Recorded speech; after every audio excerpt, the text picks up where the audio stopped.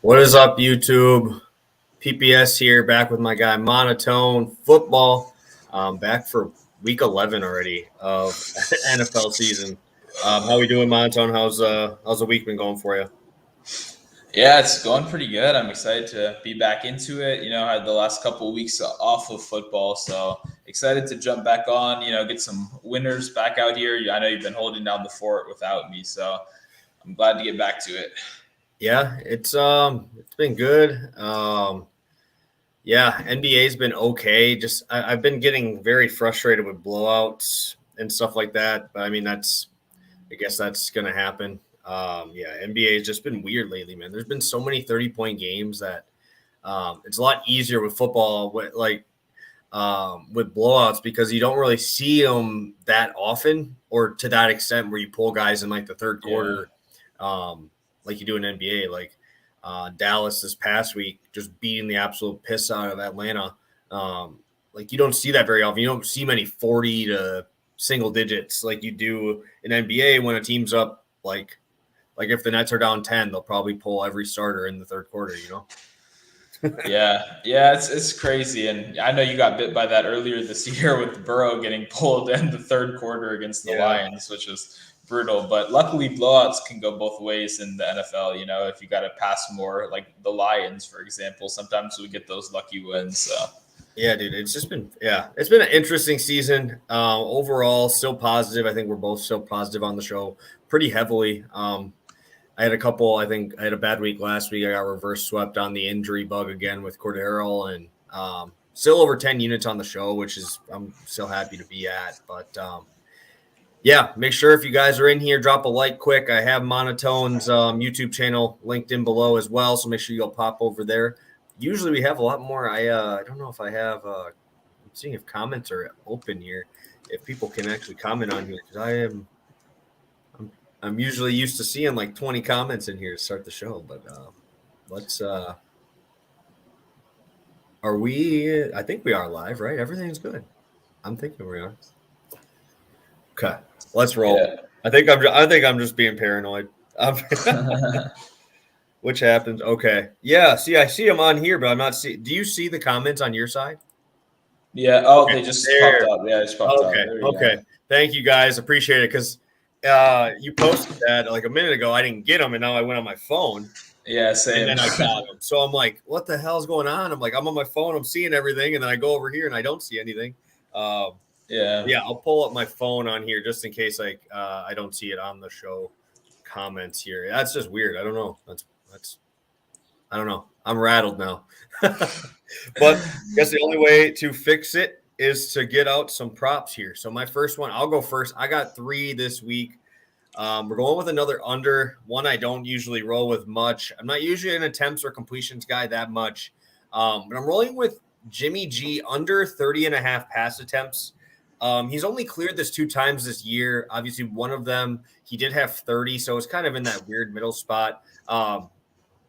So I really like this spot. Facing the Jaguars, they have the second best run block advantage on the slate. The only team higher is going to be the Cleveland Browns versus the Lions. We have a 77% run block advantage, which is huge, absolutely huge. Obviously, the only reason that really gives me skepticism here on why I don't go higher is just with that injury to Elijah Mitchell. They're questionable. If he plays, I think this is an absolute smash spot. And then you have 2 backs that can run the ball up to 15, 20 times a game. I love that. 7-point spread. He is 4-0 to this number when the Niners have won their games, which is huge with a 7-point spread. When they win games, they do not rely on Jimmy G, right? And when they do have to, I like how we have Deebo Samuel and George Kittle in this lineup where most of those passes are going for chunk yardage. Deebo Samuel, 18.1 yards per reception this year. Kittle is at 13, which is huge for a tight end. So when we do have a low passing volume game, doesn't mean Jimmy G is not doing what he needs to, right? He can still end up passing his yard prop this week at 250 and still be completely under this because Deebo breaks off a big play, right? That's what I love about this as well. We don't need a ton of passes to move down the field. And with that 78% run block advantage, I think this is a smash spot for Jimmy G to just kind of do those crossing patterns to Debo and let him do the rest of the work. Same thing with George Kittle, one of the best yards after catch tight ends in the NFL. I just don't see him needing to be slinging this ball all over the yard to be able to catch the Jaguar sleep in there. So love this spot. I think that we get a great value here. And if we do have Mitchell play this week, I think this should go down at least one or two more pass attempts because I don't see them needing to pass to beat these guys. Yeah, I mean, honestly, I'm not too worried if he does play, like for this kind of prop right here. If there's one thing we know about Kyle Shanahan and what he's done with the 49ers over the last couple of years is that running backs are interchangeable for this guy. You plug in some dude you've never heard of that they pulled up off the practice squad and he runs for 5 yards a carry, So that's kind of what we know about Shanahan in this offense. I'm not really worried who's running the ball right here. It's going to be super easy to run the ball. In this great matchup that they have. Like you said, it is the second best of the week, I believe, right? Is that what it was? Yep. The second best? Yep. It's just a smash spot for all of those running backs. I don't really think it matters who carries the ball. Jimmy G's not going to have to throw the ball 31 times. I think it's a great spot.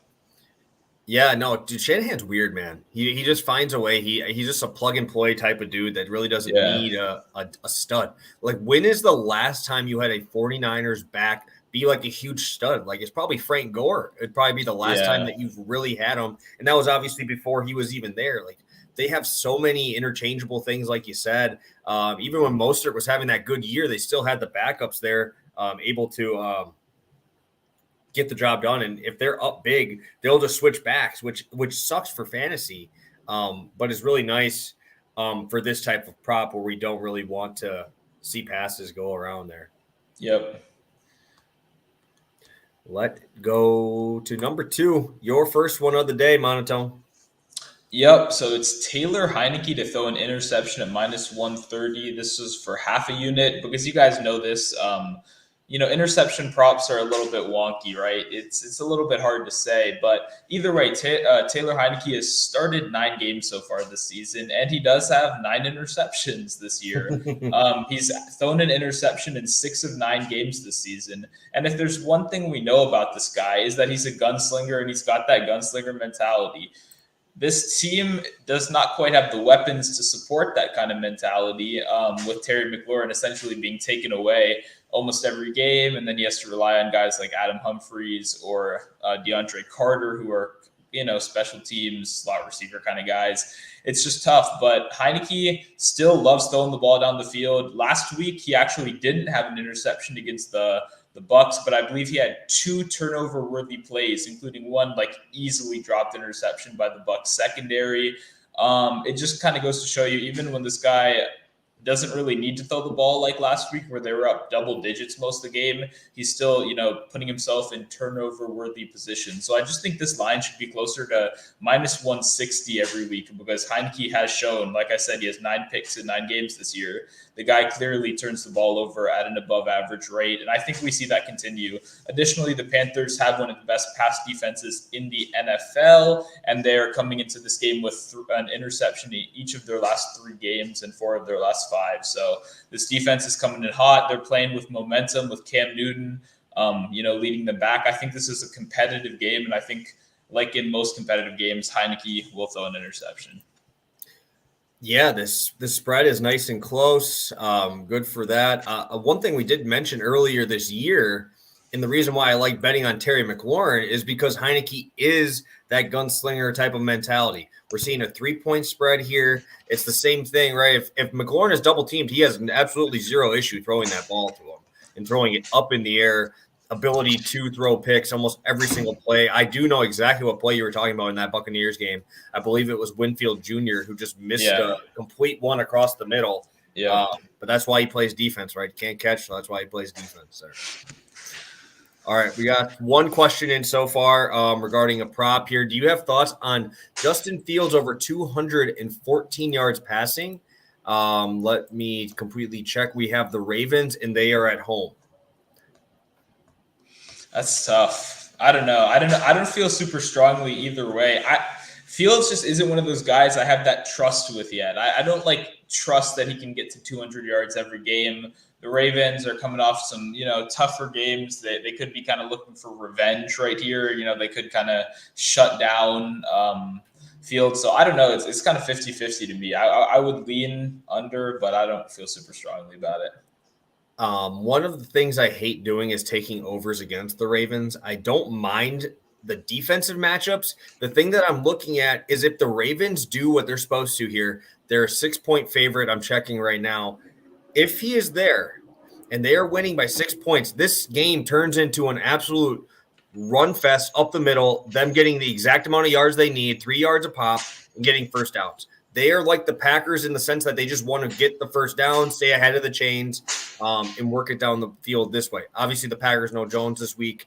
We could very, very much see the same thing happen here. Is the Bears have a good enough run defense where I don't see them making that many big plays on the Baltimore side, but I almost would rather give up big plays to this Baltimore team because they could hold the ball for 35, 38 minutes on just running the ball up the middle, working Lamar Jackson on those options. It's just a tough matchup for me, especially when I see a good run defense. The Ravens are one of the best, obviously, run teams in the NFL. And they are going to have a 27% run block advantage this week. Going to be tough for this Bears team to stay along. But if they're able to kind of get Baltimore off the field, I think this is a pretty good spot. It's just I just don't trust the Bears offensive line. I don't trust Allen Robinson. They haven't shown me anything yet to really give me that type of confidence in them. The only guy that's really shown me anything is Kmet and Mooney, right? They came out and they're able to get open. It's just Fields holds the ball a bit too long. And if you're going to take anything with Fields, I'd probably just take his rushing, especially with these outside guys coming across. Maybe if I'm going to do it, I do pass yards plus rushing yards. I think that gives me a little bit more value. I just don't know if I see a lot of value on the stand away of the 214 there. AJ Dillon over 81.5 rushing yards. Dude, I will be talking about this game in a little bit. It has one of my biggest play of the week in there. But I'm curious on how we're going to use Dillon. I don't know if he's going to be like he was in Boston College, getting that 35 carries a game. Like, I don't know if I see that. I think that if you're going to put trust in someone, I would put more trust in Rodgers in a rivalry game in Minnesota. I think that 81.5 is pretty sharp. I think that's a pretty sharp line there. Yeah, I had it kind of circled as something I was waiting to see what they'd do with it. I was kind of hoping they'd drop maybe like a 69, a 70, something like that. So that's what I had circled. When I saw 81, it's just a little bit too high for me. I mean, he's priced at the same level as Dalvin Cook right across from him. It's like, I don't know if I can go there quite yet, but we'll see. Maybe he really does get the ball 30 times, but I don't know. Well, if Allen Robinson's not playing, then I'm definitely taking the under there. Fears the Bears' O-line. Fields could be running for his life. Yeah, throw it on the rushing prop. I think that definitely gives you decent value. Okay, last one before we go to our next play there.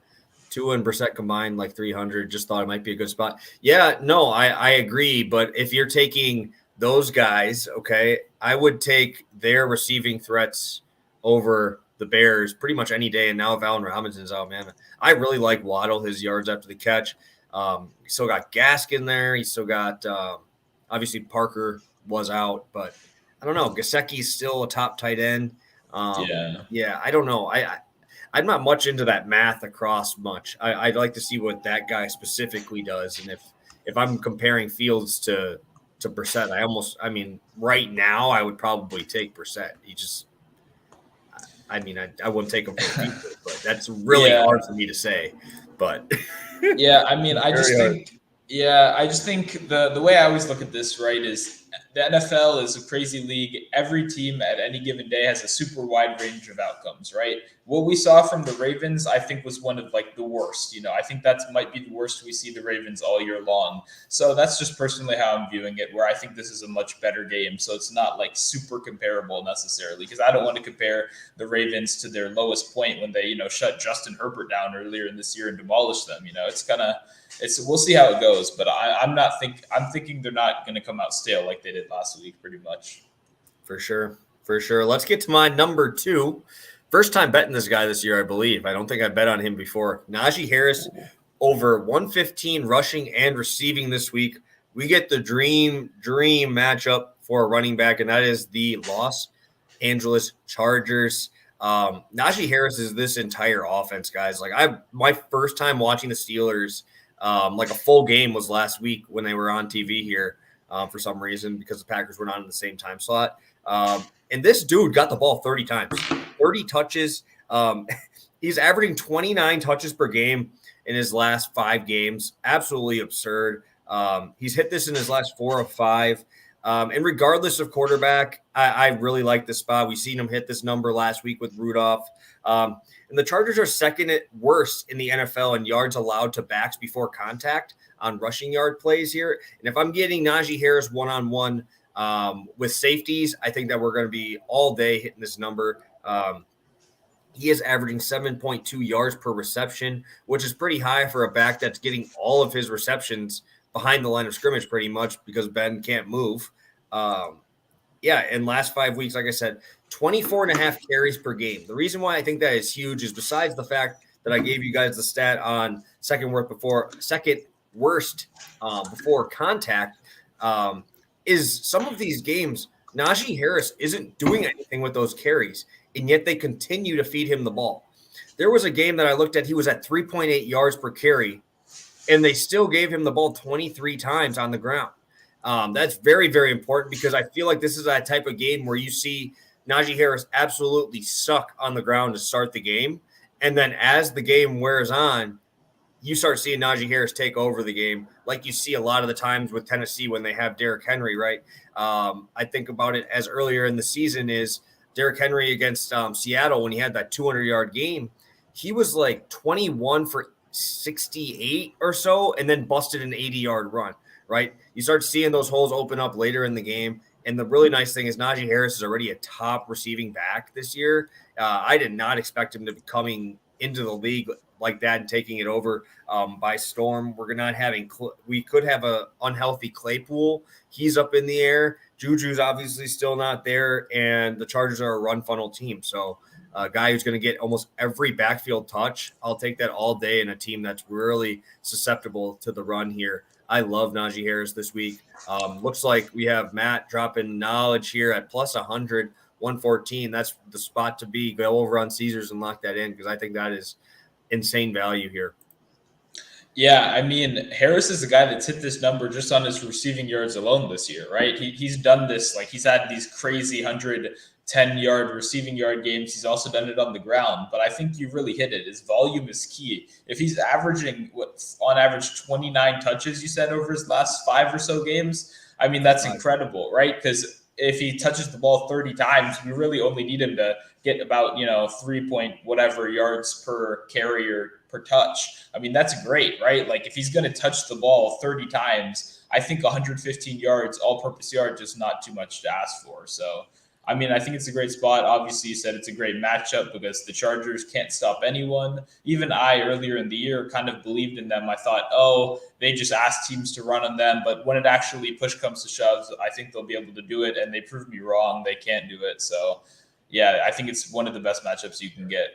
Yeah, and locking in both rushing and receiving, making sure that's in there because the Steelers, if they're playing from behind, I've seen it where Najee Harris gets targeted 5 consecutive plays on just those straight dump downs. Yeah. So if they do fall behind, I love the receiving stuff. If they're ahead, I think Najee runs the ball 30 times. So there is that wide range of outcomes that you spoke about. This covers both of them in my mind. That's where I'm seeing both of those sides get covered, which gives me a little bit more confidence in this play than I normally would be on a rushing receiving prop. Sticking with the running backs, Monotone's number 2. Yep. So this is Christian McCaffrey over 4.5 receptions. I would also play it at 5.5 for plus money for half a unit. I think it's perfectly fine right there. So CMC, when he's been healthy this year, which has been 5 games, he's hit this in 4 out of 5 games. And his one miss, he had 4 catches, so he missed on the hook. But that was only because he only played about 50% of the snaps because he was just coming back from injury. This is a guy that is the best pass catching running back in the NFL, in my opinion, at least. Washington does have a good run defense. I think we should see plenty of dump offs. I mean, Cam Newton does not know this playbook very well, but since he's such a big upgrade from PJ Walker, we need Newton in the game. So what's like an easier play than, an RB screen, an RB dump off, a run pass option? You get him just involved in the play action game. Christian McCaffrey is like key. He's essential to the way this offense moves the ball down the field. And I think he'll probably have over 7 catches. So if you get that 5.5 at plus money, I'm good with it there too. He had 10 receptions last week for a 30% target share, and he only played 60% of the snaps. That's incredible. And Washington is a great matchup. They just allowed Leonard Fournette to have 7 catches last week. They allowed Alvin Kamara to have 5 catches earlier in the year, and they allowed Aaron Jones to also have 5 catches earlier in the year. So a great matchup, great number. CMC is just being undervalued right now. Yeah, this is the cheapest you're ever going to get that line, man. CMC is obviously the best.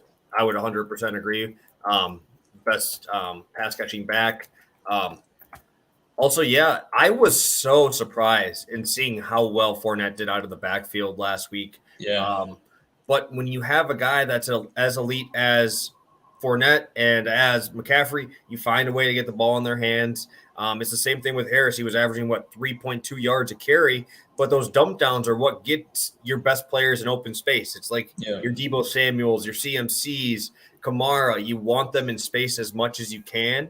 And I love it. I love CMC. I like this spot a lot. I can't believe that they even gave you a 4.5 line. It's like stealing Renfro money right there.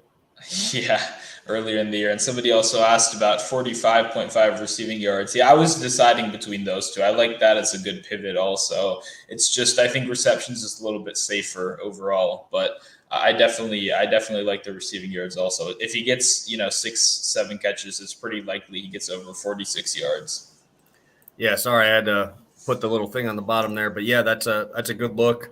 If the prop, personally, I think if it goes to 5.5 and it's starting to get to like that -110, I would probably pivot to that 50 or 48, whatever it's at.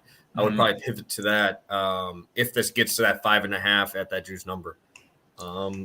Sorry, joined late. Was Harris my first play? No. We'll do a quick recap. I have everything posted below. My first play was Jimmy G. First one from Monotone was Heineke to throw a pick. Harris, Russia receiving, and then CMC. So I just updated the bottom. So we have that there for you guys. Yeah, I will get. Okay, 5.5 is +120. Okay. And we just got Elijah Mitchell doubtful. That is good news. Thank you very much. That'll actually help me out. I think that line is still good at 30.5. I just don't think it'll move as fast as I was thinking if he was active. Yeah, you might even get a slight overreaction if a book puts maybe 31, something like that too. So watch out for that. Yeah. All right. I got my last play here before we go in the DFS and stuff. So make sure you guys drop your comments, questions, anything you guys have. Do that now before we get to our DFS and after my last pick here. And we'll try to get to everything before we get into the DFS section there. So make sure you guys drop those in there before we finish up with this one. All right, guys, I'm going full homer here. I don't care. I'm going homer. I told you guys I don't bet with my heart. This one is half heart, half brain because I have a full write-up on why I like it. So it's not just like I like Aaron Rodgers as my write-up. That's not what I have. I have numbers to back me up. Don't worry. Obviously, massive divisional game here. We're playing in Minnesota. In the last 3 games that Rodgers has been in Minnesota, dropping 260 passing yards a game, 5 touchdowns, 1 interception. But the thing to say in those is the Packers have won by double digits in 2 of those games, the 2 games he did not hit this line. When the game was close, he dropped 368 on these dudes. So It's or 364. My apologies. Yeah, so last year when he did hit this one, it was 32 for 44, 364, and just an absolute demolishing of the secondary. I'm not a huge fan of the secondary. I like Rodgers a little bit more than Dillon. I think that Dillon is going to get a huge overreaction from the market, and we're going to get this line at a very nice spot. I think that this should be in the 270s. I listed this at 276 was the line I was comfortable taking it at. And we are fully healthy besides Tunyon. We are finally healthy in this receiving core. It's been a while since we've had them all there ready to roll. Lazard, Scantling finally back off IR. We got Adams back from the COVID list. Like everybody is here and ready to go. And obviously, we have not seen Dillon take over a workload before because we've never really had to, right? We've been able to spell him with Jones. And usually I would be a little bit more concerned about the run game, obviously running through these guys. And I think we do still run the ball well on these guys. I just don't think we're going to run Dillon more than 20 times in this game. I think we get a lot more pass attempts. And this is the line I'm going to go into a little bit more is Vegas listed the line for Aaron Rodgers pass attempts at 35.5 minus 125 juice to the over. All right, so if we're going to go into that line, I always like doing these where I look into their past games at that line. When Rodgers has thrown the ball 35 times in a game over the last 2 seasons, he is 10 for 12 hitting this number. I don't see that changing here. We also have a guy in Devontae Adams who can literally make any play behind the line of scrimmage into a 30-yard play. You got Scantling, who we finally seen last week come back, make a big 40-yard catch.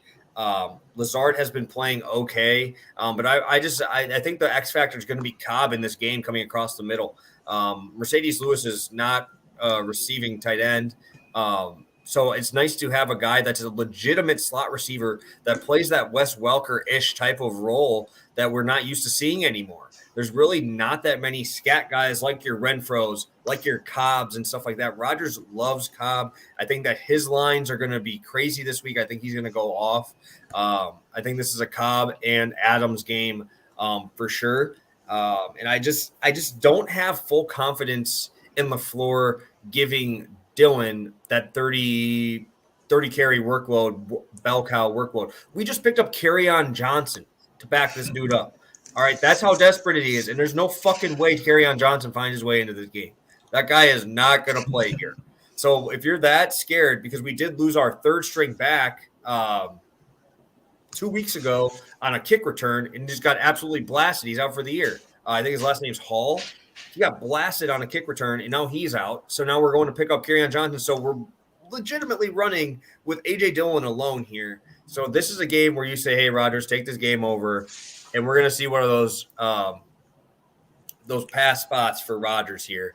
I am seeing you talk about Bakhtiari hasn't played all year, so I don't have any worry about that. Rodgers has played without him the entire season. I think Bakhtiari is about 2 weeks out-ish. They've been kind of talking about him possibly coming in. The thing is even if I know Lazard is questionable, even if he's out, dude, that guy drops so many damn passes. I don't even really think it's just really to pull the guys off of Adams and double teaming him, which most should do. Like, can you name me a Minnesota defensive back? the one I knew they cut. He was the second round pick last year, but yeah, I don't know. It's a tough matchup. I don't think anyone in the league can really stop Devontae Adams or Aaron Rodgers for that fact. And this Minnesota defense isn't something I'm super worried about. Additionally, their run defense is actually rated out pretty well this year. So, I think if anything that this team doesn't ever trust a running back to carry the ball 30 times, right? Or even 25 times, barely 20 times, right? Aaron Jones has been one of the better running backs in the league in terms of yards per carry over these last couple of years. And yet they've never trusted him with the full workload. There's no reason for me to believe they're suddenly going to throw A.J. Dillon into that role this week. The total kind of shows, I think points are going to be scored. I think this is going to be a competitive game. So if all of that remains true, then Rodgers should have no problem getting to 300 yards in this game. Yeah, 300. I don't see having an issue there. Just to put into context, Aaron Jones has never ran the ball this year for over 20 carries. Yeah. And last year he only did it one time. All right. And that was when he had a 145 game. Okay. Yeah. So if we only have one back, and the last year we had Jamal Williams, right? So Jamal Williams is that spot that Dylan was this year because we ran Jamal Williams way more than we should have, right? It's the same thing. And now we only have one of them. So if I'm only getting 19 carries, assume you're playing 60 plays, 40 plus pass attempts for Rodgers here.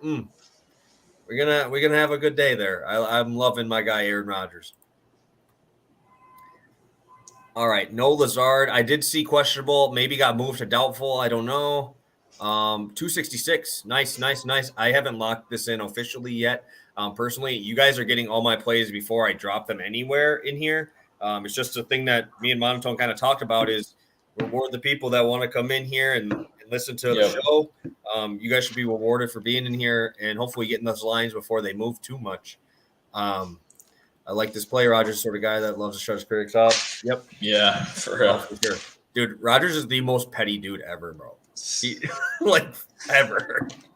I mean, I don't even know what to say about this guy. He's an interesting guy. Okay, Lazard listed doubtful. Okay, very nice. So for DFS or fantasy, would Cobb be a nice pickup? Yeah, I think DFS he is an absolute great value. He's under 6K on FanDuel. It really depends in fantasy. Like if you're doing year-long fantasy, I would hope you have a little bit better options than Cobb on your roster. But I mean, if you're decimated by injuries or you're on buys and stuff like that, I would definitely think that he's a decent pickup in like a low-end flex. Like don't be expecting him to go like fucking crazy. He's kind of like a tight end. He's a little touchdown or bust in terms of fantasy. Like he'll get you probably like 6 for 68, something like that. Maybe 5 for 50. You kind of need that touchdown if you want him in fantasy. Yeah, and Rodgers looks for him. Rodgers looks for him in the red zone. He really does. Loves him in the red zone, man. He had that 2-touchdown game when Adams was out, and usually those balls go straight to Adams. Adams is out. He gets 2 touchdowns. This guy has high upside. Because Rodgers is he's one of the few guys Rodgers fully trusts. You don't see him get that full trust with guys. And it's really good. Dude, it's so cool to see. Like, I go to about 3 or 4 Packer games a year. I'll be going to the Rams game next. And just like to watch these guys, like in person, like knowing exactly where they're going to be. Like Rodgers is letting go of the ball before anybody even turns their head. And then all of a sudden it's right on Adams' hands. There's like, boop. Same thing with Cobb. It's insane, dude. The throws he's making at this stage of his career is just, man, he's crazy. 267. Get it in now. Let's do it. MVS is playing as a prayer play too. Yeah, dude. He finds a way, man. He just runs straight. That's his. I like MVS. He's fun. That's his full route tree. Yeah, it's nothing crazy, but also apparently Rodgers really liked him coming into this year. Like apparently, he had some problems with all those fucking drops the last couple of years, but I think they like sorted it out this offseason. I heard a couple quotes about Rodgers saying like MVS has like become a better person or something like that. I don't know, but it's shown on the football field. Thank you, Jeff, for sticking in with us. Appreciate it. We'll see you on Wednesday for our next show there. But no, MVS is just if he catches the ball, he's got brick hands. Yeah, he really his hands are bricks. Yep. All right, I'm not seeing any more question. Okay, this is the last one before we'll go into DFS. The Claypool injury has kept Najee off all my books for the past few hours. What's the highest? I would say 120. 120 is probably my highest. I would play it to 1.5. If it's like 125, it's probably like more like a 1 unit because that's a pretty big differential there for sure. All right, let's get to some DFS action. We'll get to more of your questions at the end, but let's get to it here, Monto. Let's roll. Yep. So mine is CJ Uzomah, obviously the tight end for the Cincinnati Bengals, for those that are not familiar.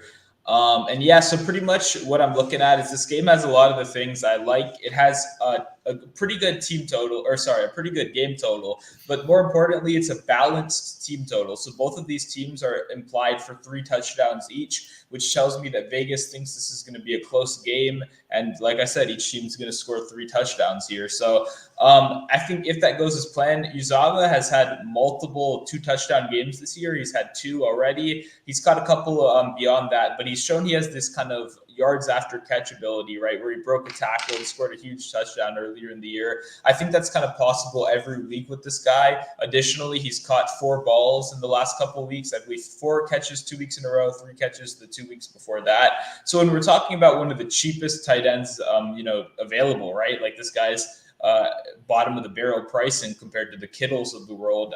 We want to get all the savings we can get this week. There are a lot of tight ends that feel like traps to me. A lot of people are going to Dalton Schultz, but I'm not sure I'm buying the hype, especially with Michael Gallup coming back.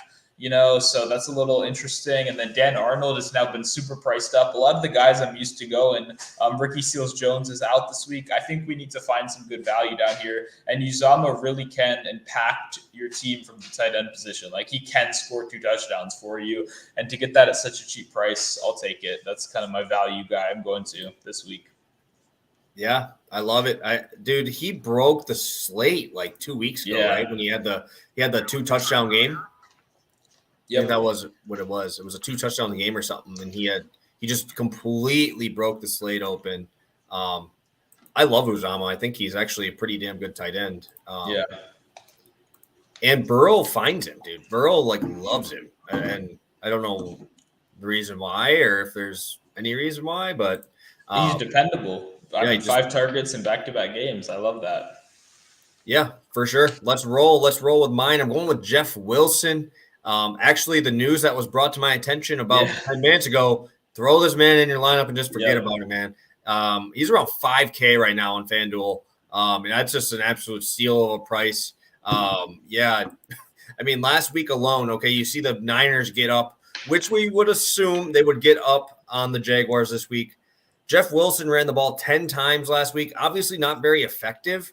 And they did use Deebo Samuel in there. But if we're going to pull Elijah Mitchell had 27 carries last week, guys.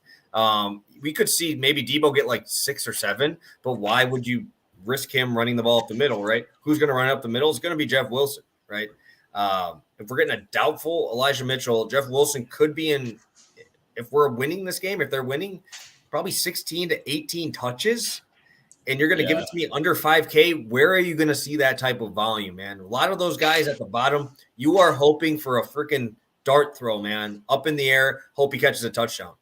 Jeff Wilson has an average game, 3.5 yards, 4 yards a carry, up by 7 points, probably getting like 15 carries, 60 yards at 6 points. Any drop downs or extra, I mean, it's just gravy on top. I mean, at this price, to really pay off his price, you really only need like 12 points. And I love Jeff Wilson. I think that it's an absolute smash spot here for a team that ran the ball last week 44 times. And now you're taking out their top back, and Raheem Mostert's still out. So lock in Jeff Wilson, forget about it, and save that money. Yeah, I mean, Wilson's going to be in 100% of my lineups now, right? Like, I'm not going to play any without him with this news, with how much this team is going to throw the ball or run the ball. And also, most importantly, touchdown equity. Jeff Wilson, historically, even when Mostert was healthy, was always that guy they'd bring in on the goal line and he'd steal the touchdown from Mostert. People used to get so mad. So Jeff Wilson has all. Exactly. He's a vulture. Now he's a vulture in the starting role. I think 2 touchdowns would not even be a crazy bet to sprinkle on if you get some pretty good odds. Like you said, he should touch the ball 16, 18 times. And just one more PSA, do not fall in the Trey Sermon trap. I'm begging you guys, hopefully you're smart enough watching this show to not play Trey Sermon. Kyle Shanahan does not like him. He's still in the doghouse. Whatever problems he had, he has not solved them. We've had every opportunity to see Trey Sermon do something this year, and Shanahan's never, really taken advantage of it. Jeff Wilson will be the guy this week, not Trey Sermon. Yeah, I don't really even know why completely. I know he fumbles a lot, and special teams, apparently. That was the rumor earlier in the year. It's whatever it is, it's funny, but yeah, it's so frustrating as a guy who is probably going to be your future back, you'd assume. You drafted him to be there. I didn't even honestly, I didn't even think about him. Yeah. At all. Like, I didn't even think about him as an option to take carries away from Jeff Wilson because I haven't seen him in so long. Yeah. Yep. All right, let's roll the top DFS plays of the week. Rolling into Dallas. Yeah, this one's pretty obvious right here, right? I mean, I think a lot of people are going to be on CeeDee Lamb this week. He'll probably be one of the most popular plays of the week in probably the most popular game of the week, right? This game has the highest total on the slate. And now we're getting a team that's, expected by Vegas to score 4 touchdowns, most likely in this game. And CeeDee Lamb is kind of the deep threat of this team. He's the guy I love targeting when we're talking about the Dallas Cowboys, because Amari Cooper is very boom or bust. He can give us some huge games, but he also gives us a lot of duds. And CeeDee Lamb doesn't really do that. Even in his bad games, you see him put up 3 catches for like 70 yards. He's a deep threat. He's a guy that they get involved over the middle. And this Chiefs defense, I don't think has figured much out this year. I think the level of competition they played just got worse, so we didn't quite notice. But I don't necessarily think like the Chiefs are back. We need to be like super scared right here, because even when the Chiefs were good, their defense wasn't what was getting it done. CeeDee Lamb, just had a huge week last week. I think we could see him get in the end zone a couple times, hit that 100-yard bonus. I just think it's a great spot in the highest total game of the week. Yeah, this is one of those games that needs to be in your lineups, right? This needs to have some sort of equity in your lineups, probably like 80%. You got to have at least 1 or 2 of these dudes in there. CD's that guy. Longest reception prop. I know you liked playing that earlier in the year. I wouldn't be surprised to see that hit as well. He just has so many different ways to beat you. Like when I talk about Scantling, he has one way to beat you, right? Go deep. CeeDee Lamb, a lot of those big plays are like crossing routes across the middle, Yeah. And you always want to look for a guy with a good quarterback. Obviously, Dak has been able to get it done, getting into like the MVP conversation. Honestly, I've been hearing a lot about that. So, yeah, I like CeeDee Lamb. I'm a little bit higher on my dude, but that's because I'm a Packer fan and super biased. So I'm on Devontae this week. I don't even think he's the highest priced receiver this week. When I looked, he was, I think, second or third highest pricing. According to Pro Football Focus, he is the number 1 ranked receiver in matchup advantage. We're listing him at all corners, right? Because he's not going to have a guy shadow him. He's at a 96.8% matchup advantage this week. To put in perspective, we have A.J. Brown playing the worst team on the history of the planet in Houston, and he's only at 90%. So that's all you really need to know. Rodgers is going to look his way. 25 targets in the last 2 weeks. And that's not even crazy for Davante Adams. This dude will get 17 targets in games. No one else holds that type of equity of target share like Davante gets. 13 career games against the Vikings, 10 touchdowns. He's just got everything going for him here in this matchup. And you get Aaron Rodgers. He's going to be on the primetime main noon slate. I believe his is the biggest game of that slate, if I remember correctly, or at least on most of the TV channels. So just to say, Rodgers is petty, dude. He is a petty guy. You have the Dallas Cowboys Chiefs in that late game slate. So you're going to have that going first. Rodgers will show out because everyone's going to be talking about Dak and Mahomes this week. That's all they're going to be talking about. And then he's going to be like, hey, I'm going to drop 400 yards on these dudes' heads. And guess who? About 200 of those yards are going to go to Davante freaking Adams. Him and Cobb are going to go off this week. I'm saying right now. Love it. Love it. Oh, he'll be in my lineups too, man. I'm not missing out. All right, before we get to our end touchdown here, let's get to some questions and comments here. CeeDee Lamb, anytime touchdown, plus 162. Holy shit. That's surprising. Yeah, that's a good price for sure, especially with that game total, man. More like pack the prop. Hell yeah, pack the prop, baby. I like that too. Good to see you both back on. Yes, it is good to have Monotone back. It's better to just not hear my voice for the entire time, Yeah. Mix it up a little bit. 4,400 for Cobb on DK. Very nice. I think that's a great price. Dalton Schultz, you. Yeah, it's kind of how I feel too. Ooh, wow. Okay. CeeDee Lamb just got uppriced about 2K now. Let me see if my book still has that. I can't. I might have to go to my book quick, so just wait a sec. Yeah, that's what we're both doing. Yep. I want to make money too, guys. How breaking is this news? I'm not. Is it on the board? Mine went off. Yeah, mine's off the board. So we appreciate it. We tried. Thank you. At least you tried, man. Yeah. Fuck, that's annoying. Damn, dude, he is gonna have a huge game. Holy shit! I might just take Wow. every play from our stream here and just throw him into my DFS lineup. Yeah, I gotta see if Michael Gallup is in my fantasy league available too. I hope to God he is. My fantasy team sucks. Not doing well. I'm 4-6. I'm 7-3 in one, and I'm 6-4 in the other. One of them though, I have Jones out, and it's gonna be tough. I accidentally started Russell Gage last night. I just forgot to take him How'd out he my do? lineup. He got 9.9 points, so Oh, it it's could be probably the highest worse. score on the entire Falcons roster. Yeah, exactly. Aaron Jones is out now. My team's a mess. 71.5 for CD Lamb. Yeah, I think that's a good spot. Be curious what his reception prop is at too. I definitely see him being extremely involved in this game. You got any thoughts on Pollard this week with this news? I already liked Zeke in this game, honestly. I'm kind of scared to play him because of his recent performances, I guess. But I feel like this kind of sounds like it could be a Zeke 3-touchdown game, honestly. The guy, they love giving him the ball. So Pollard's a little bit harder just because Zeke will always get the first chance at it, you know? Pollard will come in, but it's tough for me. I don't know. And it's tough too because if you're playing hot hand, and you get Zeke for 2 drives to get a hot hand, I would take 2 tries over the 1 attempt that we're going to get from Pollard, Yeah. I mean, and he's been great on those 1 attempts. It's hard to sustain. 71.5 for CD and moving is what we're seeing there. I missed earlier plays. Are we on Nick Chubb, whatever his yards are? I would be 100%, but there's no line out for any props on that game, which is annoying because it would have probably been my super mega max whale lock of the year, right? That's what everyone on Twitter posts. So I don't do those, but that would be damn close.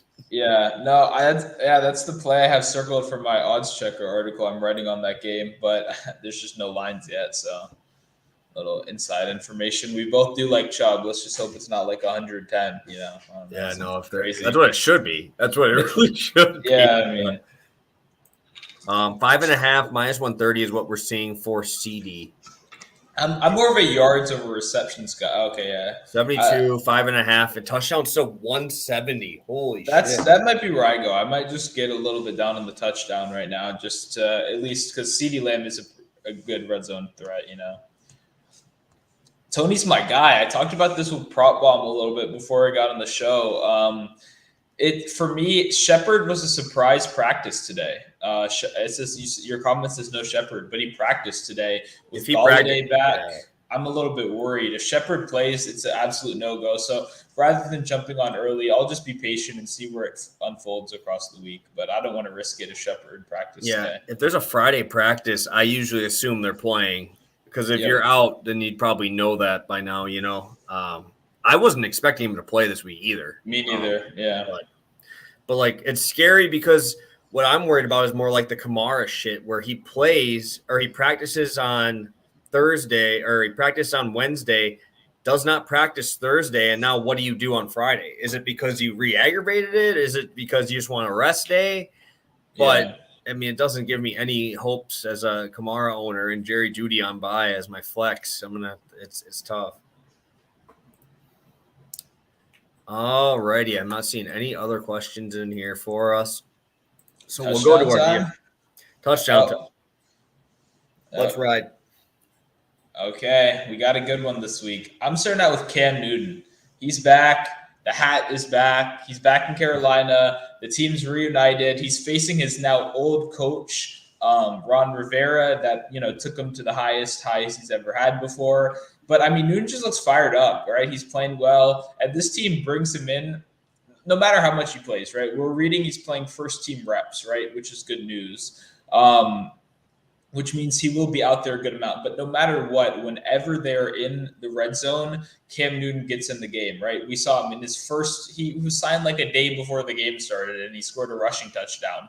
To get this at plus 120 as a single and then also use it as a parlay piece is something – I even almost made it an official play, which I haven't done with a touchdown all year because they're so volatile, But Newton at plus 120 it should be minus 110. I mean, he didn't even have time to read the playbook last week, and he scored a touchdown. Like, here, Cam, take the ball, go in the end zone. He can figure it out. He's done it his whole career. I think he can do it against a Washington team that has not been impressive in the red zone this season. Yeah, no, the thing is he is so big that you don't see many quarterbacks have the ability to go up the middle, right? Most of those quarterback scores are the runs around the sides, and stuff like that on like super tricky plays. But like he's just like a bigger Lamar Jackson, dude. It's absolutely crazy. I love Cam Newton. I almost love him as much as I like my guy Devontae Adams here at minus 117. I found. Like I said, he scored 10 touchdowns, 13 games against the Vikings in his career. No Aaron Jones, who, if you take out all Jones's, I think if we take out all Jones' touchdown equity, wow, I can't talk. It's probably over half of that's going to go to Devontae Adams. The thing is you can throw Adam fades, you can throw Adams on the quick slant routes that Rodgers loves to do, and they also love that pick play where they start Adam in the slot, shoot him right out to the side. It's all day with these guys. I love Adams. I think, like I said, I mean, I don't have to talk about my Packers much more than I already have. I think that game is going to be absolutely fun to watch. And like I said, I always look for those good quarterbacks in those primetime games. Like I said, the Packers are going to be the primetime noon game. Cowboys are going to be the primetime 3 o'clock game. Those are the games you got to get people in there. And I think that Adams is going to have one of those ceiling games along with Rodgers here. I think it'll be very, very fun to watch that one unfold. I think this is, again, we say it every week, but I think this is the week. Yeah, I feel real good about this one, right? I mean, how many touchdowns did Adams have last year? 15, 16? Was 17, it more than that? 17? Yeah. I mean, I love Cam to score. I love both of them to score. I'm with you with the whole Packers thing this week, so I'm feeling good. 300 feels too high for two guys that score so consistently. Oh, my bad. He scored 20. He scored 20 last year? Okay. He scored 18 in the regular season, 2 in the postseason. Yeah, that sounds about right. He's a different level, different level. I think last year stat that was unbelievable to me is Adams cashed the first touchdown scorer in 12 of our games last year. 12. He was a first touchdown scorer in 12 games. So what we're hearing here is this could be done. This could be plus 300 in the first quarter, guys. That's what we're doing. Maybe touch the first touchdown for each of these guys too. See what that gives you. Throw that and then throw both guys to score 2 touchdowns and watch just see the money shower come down. Yeah, that would be a crazy win. Yeah, no, I don't have any choice on spreads. You guys know I've probably bet 2 spreads this entire season.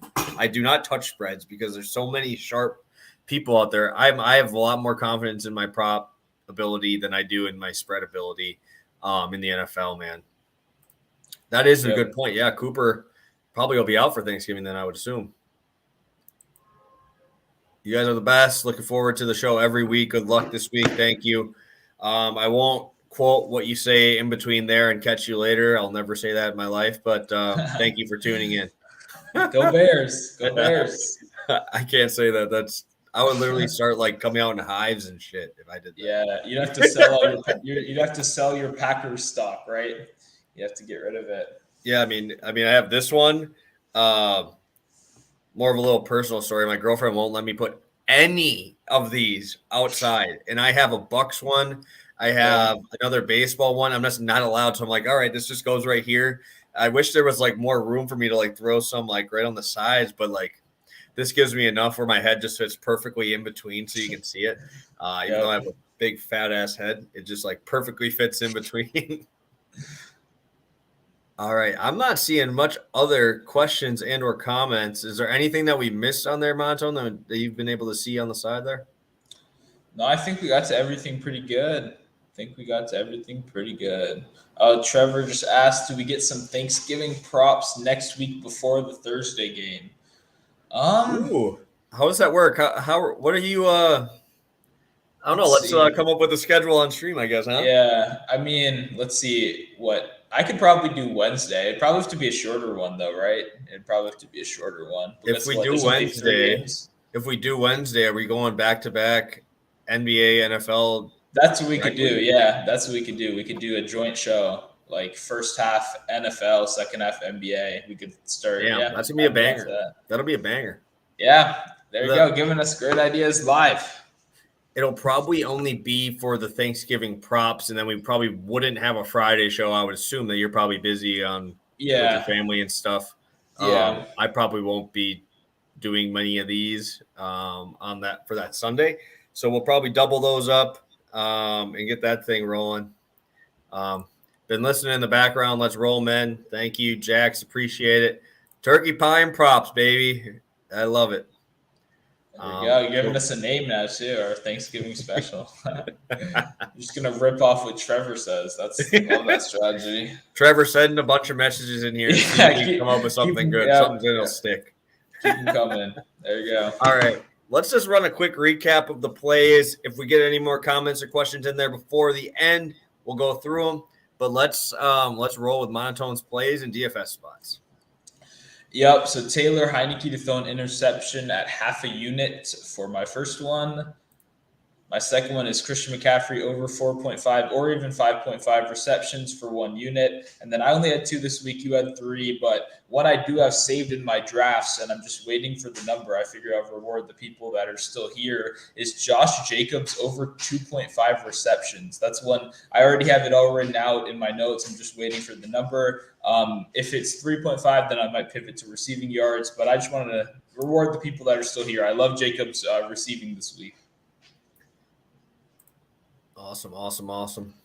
Down to the value, we got CJ Uzama at tight end for the Bengals. And then CD Lamb is my value receiver in that huge 56 game total, massive game. Yep. And then finally, our touchdown parlay, I've got Cam Newton in there, and he's got Devontae Adams. We're getting it at plus 300. I love it. Big time. All right, we're rolling. My 3 plays of the week. Jimmy G under 30.5 pass attempts for 1.5 units. I'm going to also be rolling for another 1.5 unit play here with my guy Najee Harris over 115. I did get a comment there is one at 114.5 at 1.5 units there, and then I'm going to throw the bomb on my guy Aaron Rodgers to come through for us. And I love this slate that we have. I'll be tailing like always. I'll be throwing some money down on a couple of your plays here. And yeah, thank you guys so much. I think you got anything else for the people? Nope. Just hope everyone has a good, Thanksgiving. I guess we'll catch everyone before that, but yeah, just enjoying football this week. Yeah, make sure to follow both of us, obviously, on Twitter. Just, we'll add some stuff throughout the week. So you don't want to miss that. Yeah, guys. So what we just kind of discussed on stream Wednesday, we will be going live for our normal NBA. We'll probably just split it in half, I guess. We'd probably just do probably no DFS, I would assume. We'd probably just go picks. Yeah, we give a quick hit maybe. Yeah, quick one. Just pop in. Do half for NBA, half for NFL. Because everybody just wants to have some bets, wants some action on that Thursday. Watching football with your family, and hopefully your parents don't ask you about your betting and stuff, and you're just sitting there just like, yeah, I have them on my fantasy team. There you go. But yeah, thank you guys so much. We will see you on Wednesday. Hopefully we'll be able to talk about a sweep here. So thank you guys so much for tuning in. And yeah, we will talk to you on Wednesday.